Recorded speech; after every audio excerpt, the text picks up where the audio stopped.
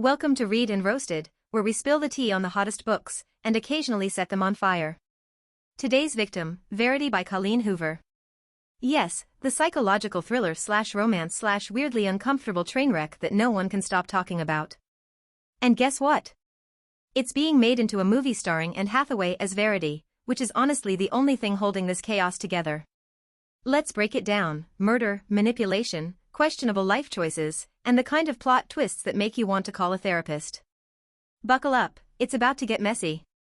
We meet Lowen Ashley, a struggling author who is one unpaid bill away from moving into a cardboard box.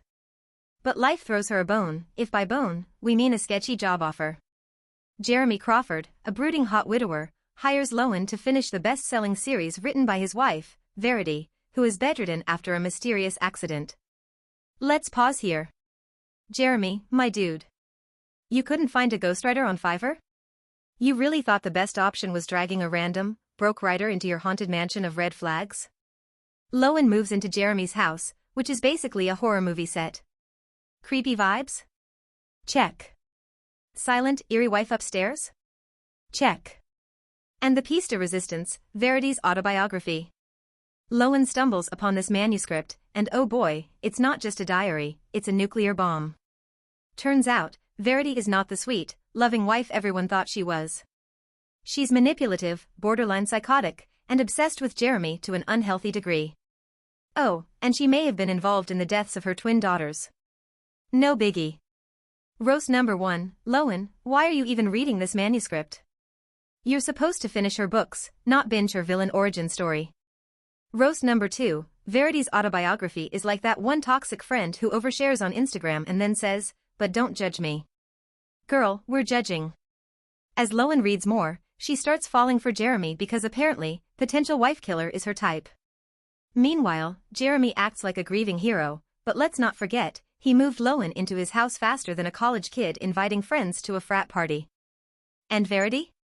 Oh, she's not as incapacitated as we thought. Lowen starts noticing weird things, like Verity moving around, watching her, and generally being the creepiest peeping Tom imaginable. Roast number 3, Verity, if you're pretending to be catatonic, maybe don't make eye contact with the woman replacing you. Subtlety, girl. Look it up. Lowen eventually confronts Jeremy with the manuscript.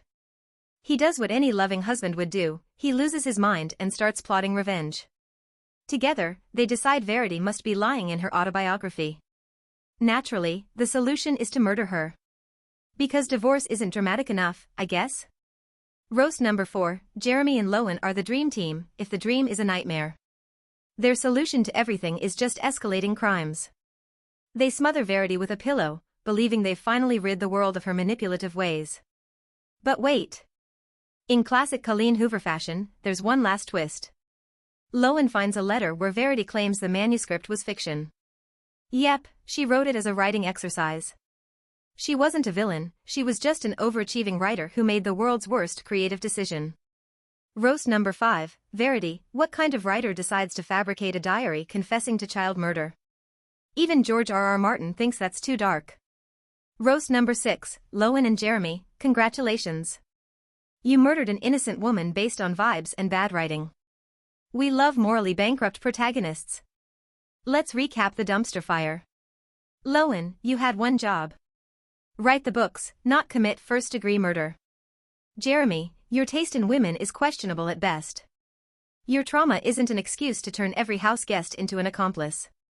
Verity, your idea of creative writing would get you banned from every MFA program in the world. And Colleen Hoover? You're the true mastermind here. You made us read 300+ pages of insanity and convinced us we loved it. Props to you, Queen of Chaos. And that's Verity. A story where no one is likable, everyone is suspicious, and the ending will leave you screaming into the void. If you enjoyed this breakdown, don't forget to like, comment, and subscribe. Let us know in the comments, was Verity guilty, or was it all a misunderstanding? And who's excited to see Anne Hathaway crush it in the movie?